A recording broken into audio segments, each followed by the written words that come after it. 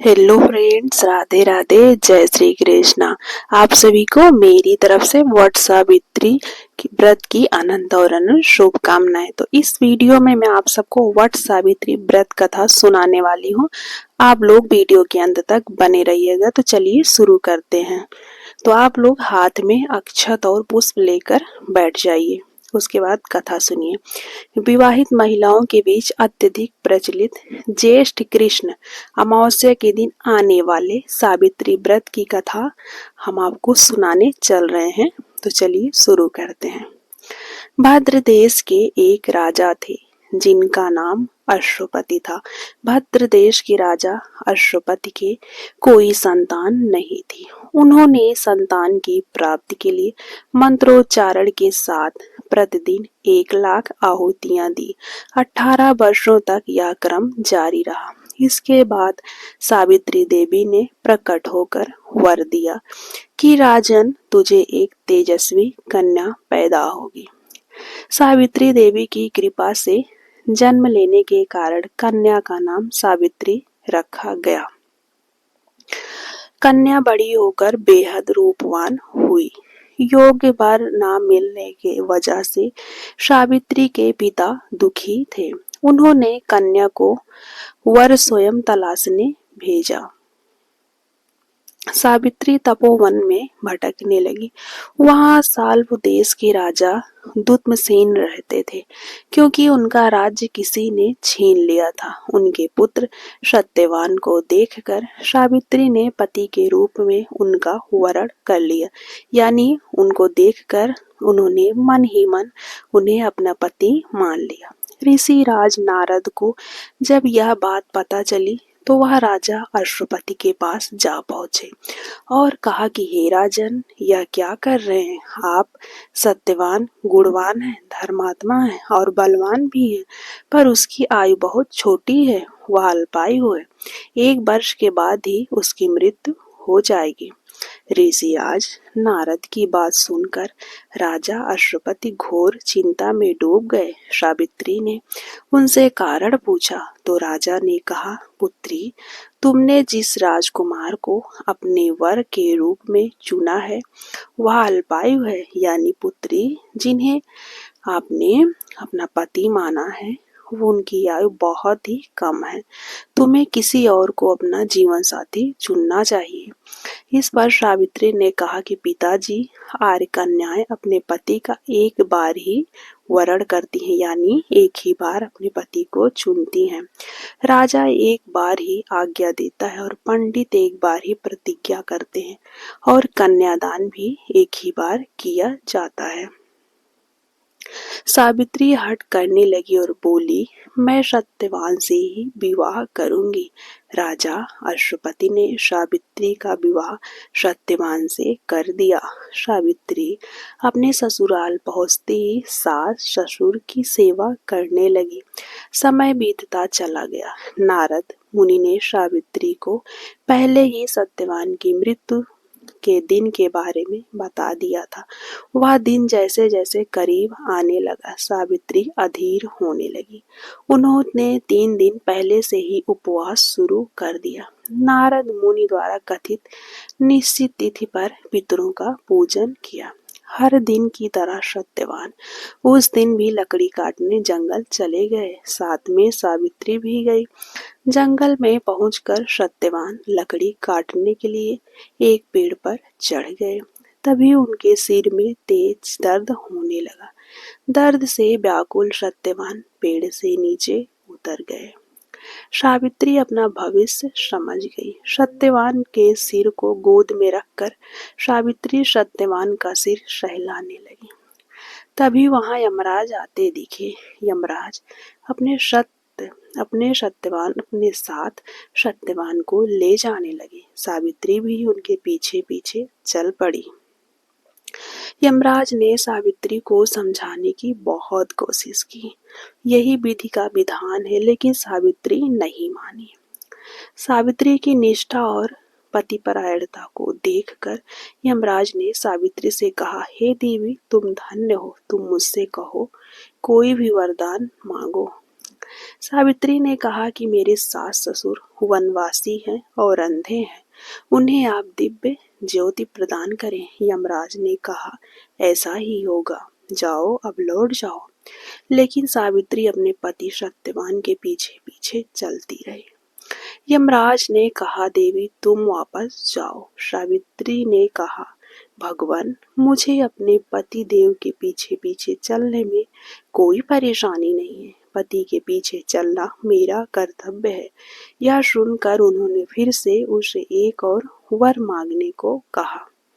सावित्री बोली, हमारे ससुर का राज्य छीन गया है, उसे पुनः वापस दिला दीजिए। यमराज ने सावित्री को यह वरदान भी दे दिया और कहा, अब तुम लौट जाओ। लेकिन सावित्री पीछे पीछे चलती रही। यमराज ने सावित्री को तीसरा वरदान मांगने को कहा। इस पर सावित्री ने 100 संतानों और सौभाग्य का वरदान मांगा।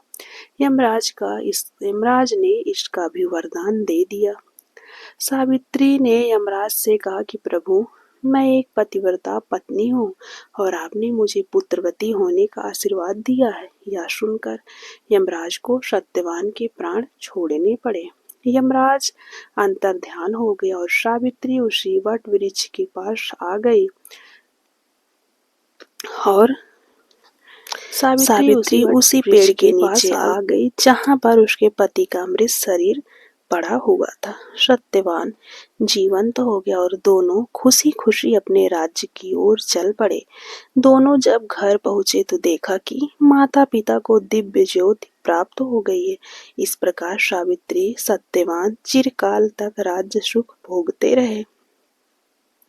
अतः पतिव्रता सावित्री के अनुरूप ही प्रथम अपने सास ससुर का उचित पूजन करने के साथ ही अन्य विधियों का प्रारंभ कर वट सावित्री व्रत करने और इस कथा को सुनने से उपवासक के वैवाहिक जीवन या जीवन साथी की आयु पर किसी प्रकार का कोई संकट आता है तो वो टल जाता है। तो ये थी वट सावित्री व्रत कथा। जो लोग वट सावित्री व्रत को करते हैं और कथा को सुनते हैं,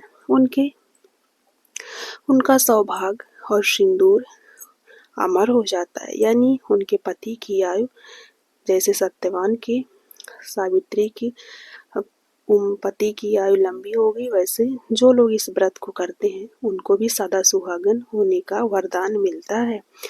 तो फ्रेंड्स, वट सावित्री व्रत सुहाग के लिए व्रत होता है। जैसे करवा चौथ तीज का व्रत, महाशिवरात्रि सुहाग का व्रत होता है, वैसे ही वट सावित्री का व्रत सुहाग का व्रत होता है। वट सावित्री का व्रत 26 मई दिन सोमवार को मनाया जाएगा। कहीं कहीं पर 27 को मनाया जाएगा। वट सावित्री का व्रत मध्याह्न 12 बजे से शुरू करके 26 तिथि को मनाया जाएगा। ज्येष्ठ मास कृष्ण पक्ष की अमावस्या को वट सावित्री का व्रत रखा जाता है। लेकिन मद्रास में जहाँ पर सावित्री जी का जन्म हुआ था, वहाँ पर इस व्रत को पूर्णिमा को मनाया जाता है, यानी ज्येष्ठ मास की शुक्ल पक्ष की पूर्णिमा को वट सावित्री का व्रत मनाया जाता है। बाकी पूरे भारत में अमावस्या ज्येष्ठ मास की अमावस्या को मनाया जाता है। अमावस्या तिथि 26 मई 2025 दिन सोमवार को 12:21 पर दोपहर में शुरू हो रहा है और इसकी पूजा भी 12 बजे के बाद ही की जाती है।